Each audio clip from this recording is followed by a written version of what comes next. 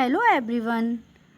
आज हम हिंदी प्रथम के अंतर्गत पाठ 3 बस की यात्रा भाग 1 का अध्ययन करेंगे। बच्चों, आपको इस तस्वीर में एक बस दिखाई दे रही है। जैसा कि हमारा शीर्षक है पाठ का बस की यात्रा, तो आज हम इस पाठ के अंतर्गत इसकी बस की यात्रा के बारे में इसकी व्याख्या करने जा रहे हैं। पहले हम इसको थोड़ा बताते हैं कि लेखक इस लेख के द्वारा अपने व्यक्तिगत अनुभव का बखान करते हैं, जो कि क्या है, बस की यात्रा। वे एक बार बस के द्वारा अपनी यात्रा करते हैं और किस तरह की परेशानियां इस यात्रा में आती हैं, इस सब का अनुभव वो इस रचना के द्वारा दर्शा रहे हैं। तो हम पाठ की व्याख्या शुरू करने जा रहे हैं।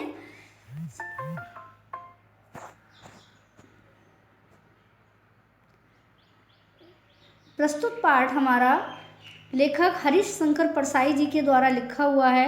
इनका जन्म 22 अगस्त 1924 को हुआ था और मृत्यु 10 अगस्त 1995।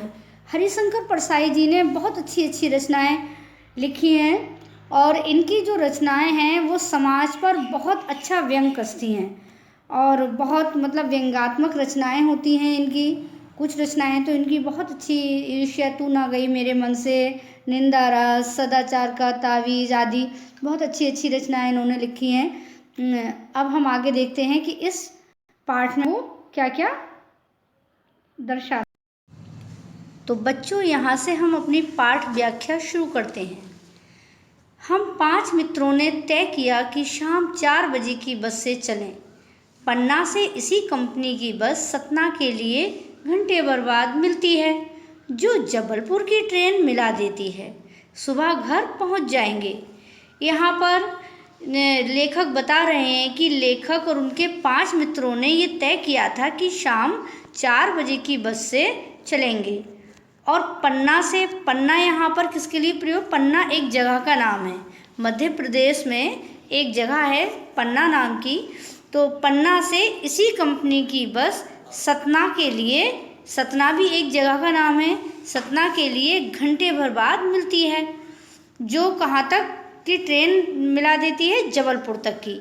यहाँ से जबलपुर तक की ट्रेन मिलती है। तो सुबह तक उन लोगों ने सोचा, विचार किया कि घर हम पहुंच जाएंगे।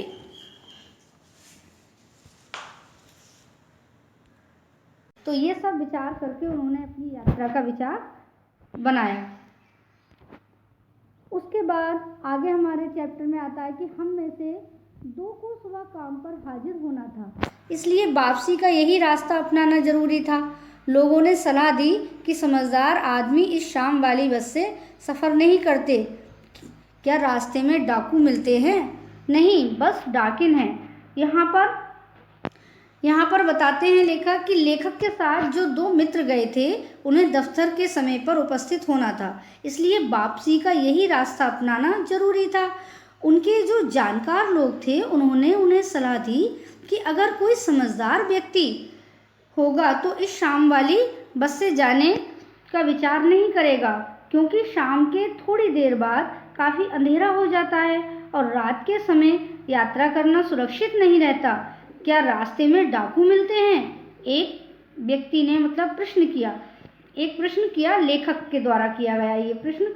रास्ते में डाकू वगैरह तो नहीं मिलते, लेकिन जो बस की हालत है वो बहुत डरावनी है। बस खराब हालत में है, पता नहीं मंजिल पर पहुंचा पाएगी या नहीं। हमेशा उससे जाते वक्त डर लगा रहता है। जैसा कि आपने अभी ऊपर तस्वीर में देखा बच्चों की बस की हालत किस तरीके की है। बिल्कुल बहुत कंडीशन बस की खराब है, पुरानी सी दिखाई दे रही है।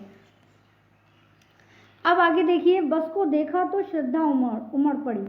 खूब वयोवृद्ध थी, सदियों के अनुभव के निशान लिए हुए थी। लोग इसलिए इससे सफ़र करना नहीं चाहते थे कि वृद्धावस्था में इसे कष्ट होगा।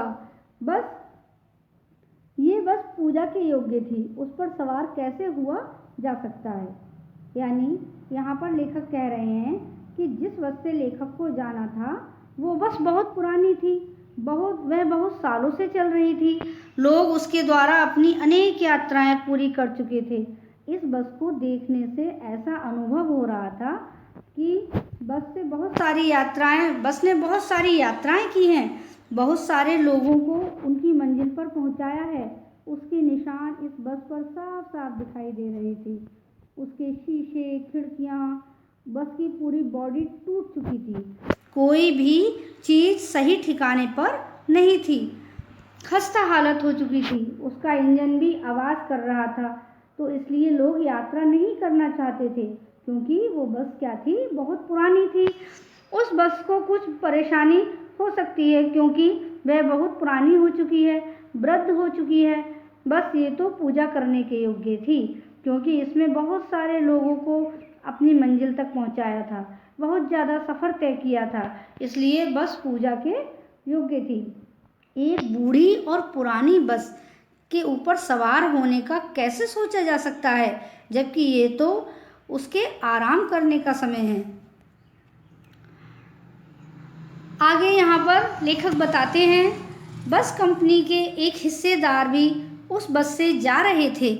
हमने उनसे पूछा, ये बस चलती भी है?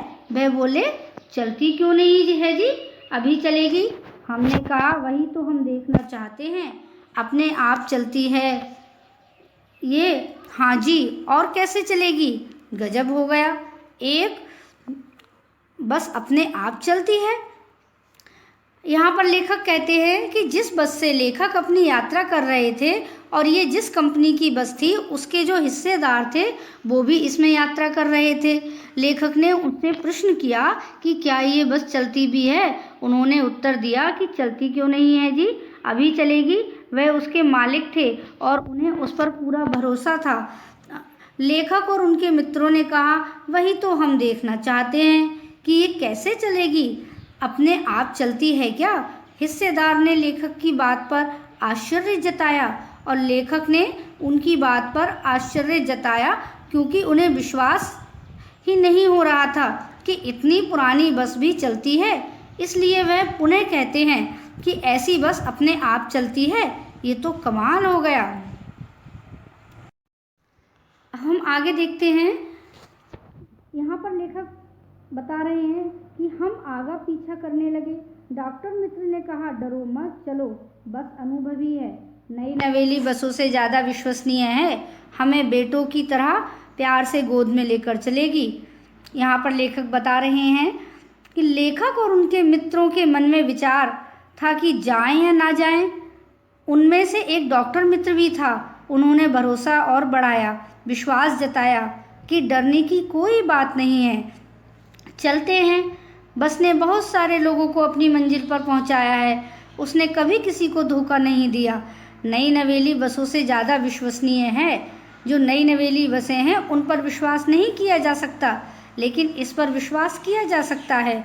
ये आपको अपनी मंजिल पर अवश्य पहुंचाएगी। जैसे माँ बाप बेटे को गोद में उठाकर चलते हैं, वैसे ही ये बस हम सबको भी अपने बच्चों की तरह लेकर चलेगी, इस सफ़र पर और मंजिल पर भी पहुंचाएगी। आगे लेखक बताते हैं कि हम बैठ गए। जो छोड़ने आए थे वे इस तरह देख रहे थे जैसे अंतिम विदा दे रहे हैं। उनकी आंखें कह रही थीं, आना जाना तो लगा ही रहता है, आया है सो जाएगा। राजा रंग फकीर, आदमी को कूच करने के लिए एक निमित्त चाहिए। निमित्त बच्चों, यहाँ पर अब आगे कहते हैं लेखक कि जो मित्र उन्हें छोड़ने आए थे वे इस तरह देख रहे थे जैसे अंतिम विदा दे रहे हों। अंतिम विदा, उन्हें भी शक हो रहा था, इसलिए वे ऐसी नज़रों से देख रहे थे जैसे कि पता नहीं फिर मिलेंगे या नहीं। उनकी आंखें कह रही थीं कि इस ज़िंदगी में लोगों का आना जाना तो लगा ही रहता है और मृत्यु को प्राप्त हो जाते हैं। आदमी के इस दुनिया से जाने का कोई ना कोई एक निमित्त कारण बनता है। निमित्त कहते हैं बच्चों कारण के लिए। कूच करना से जाना। यहाँ पर रंग आया है, राजा रंग फकीर। रंग पता है बच्चों, रंग कहते हैं गरीब के लिए।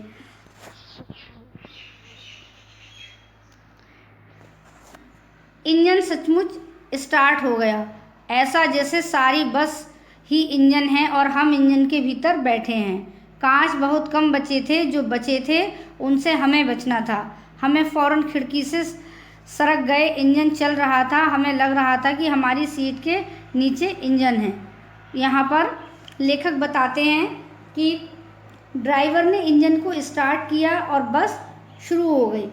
जब वे बस में जाकर बैठे तो ऐसा महसूस हो रहा था कि जैसे वे इंजन के ऊपर ही बैठे हैं, क्योंकि पूरी बस में इंजन की आवाज़ गूंज रही थी। बस की खिड़कियां थीं और उसमें बहुत ही कम कांच लगे थे और हवा भी पूरे ज़ोरों से आ रही थी, और जो कांच बचे थे वे टूटे फूटे थे, बुरी हालत में थे। यात्रियों को चोट लग सकती थी, इसलिए वो तुरंत खिड़की से दूर खिसक गए। यानी यहाँ सरक जो शब्द आया, सरक का मतलब खिसक गए, क्योंकि लेखक डर रहे थे कहीं उन्हें कोई चोट ना पहुँच जाए। वे खिड़की के पास नहीं बैठे। इंजन चल रहा था, बस स्टार्ट थी। ऐसा महसूस हो रहा था कि जहाँ वे बैठे हैं उस सीट के नीचे ही इंजन लगा हुआ है और घर घर घर की आवाज़ कर रहा है, जो कि बहुत ही खतरनाक महसूस हो रहा था।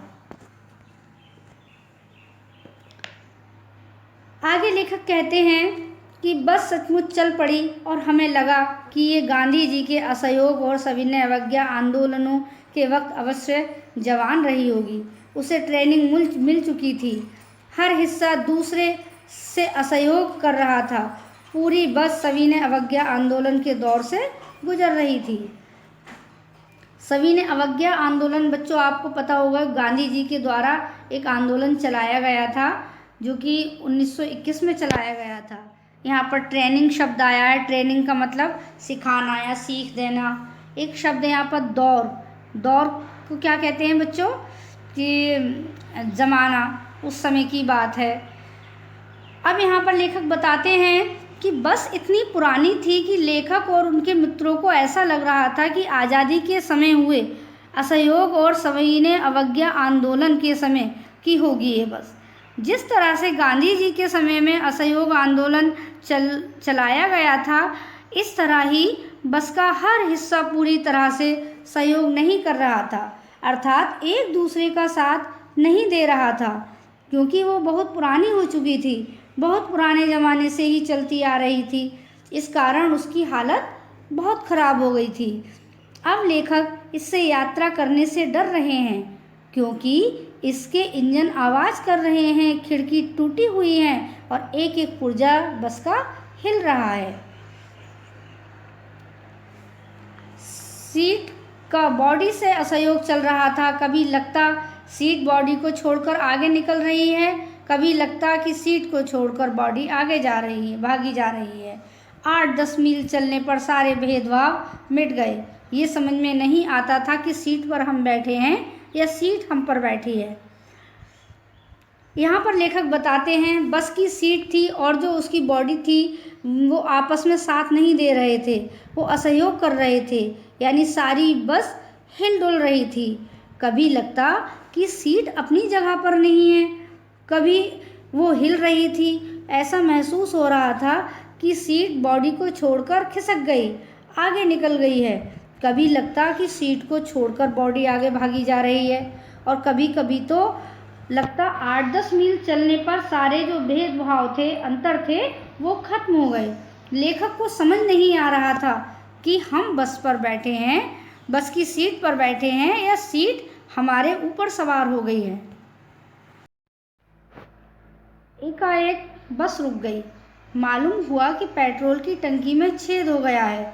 ड्राइवर ने बाल्टी में पेट्रोल निकालकर उसे बगल में रखा और नली डालकर इंजन में भेजने लगा। अब यहाँ पर लेखक कहते हैं कि अचानक से बस में खराबी आ गई और वो रुक गई। पता पड़ा कि बस की पेट्रोल की जो टंकी थी उसमें छेद हो गया था और पेट्रोल बहने लगा था। अब ड्राइवर ने बाल्टी में पेट्रोल निकालकर उसे बगल में रखा और नली अर्थात एक पाइप की सहायता से इंजन में भेजने लगा। यहाँ लेखक कह रहे हैं कि अब मैं उम्मीद कर रहा था कि थोड़ी देर बाद बस कंपनी के हिस्सेदार इंजन को निकालकर गोद में रख लेंगे और उसे नली से पेट्रोल पिलाएंगे, जैसे माँ बच्चे के मुंह में दूध की शीशी लगा देती है। यहाँ पर लेखक कह रहे हैं, लेखक आस लगाए बैठे थे कि अब थोड़ी देर बाद बस कंपनी का जो हिस्सेदार थे इंजन को निकालकर गोद में रख लेंगे। ऐसा लेखक को लगने लगा था, क्योंकि जो कंपनी की बस थी उसके जो हिस्सेदार थे वह भी इसी बस में यात्रा कर रहे थे, और अब तो यही सोचा जा सकता था कि धीरे धीरे इस बस के इंजन को भी निकालकर जो हिस्सेदार है वह अपनी गोद में रख लेंगे और उसे नली से पेट्रोल पिलाएंगे, जैसे माँ बच्चे के मुंह में दूध की शीशी लगाती है।